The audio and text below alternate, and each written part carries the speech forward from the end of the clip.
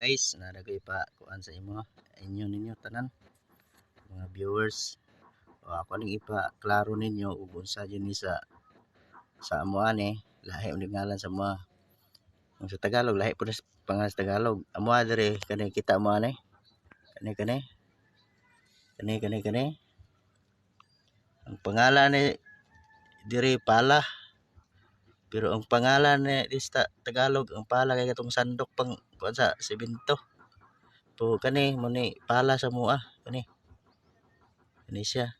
Pero dako kay kilainan no Tagalog ug kuan ng Bisaya ug paaswaton pod og kuan butang ingnon nga bigat pre anang Tagalog. Ingon po na Bisaya bitaw pre.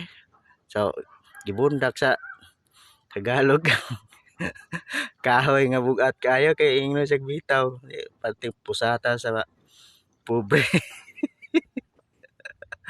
Tiluyas pobre nga Bisaya na pusat sa pingog bitaw sa kuan Bisaya pingog bitaw pre bitawan yang kuan ang bugat nga kahoy di pating pisata sa Bisaya nga pobre paita layo ayo kalainan yun mga pinulungan ba.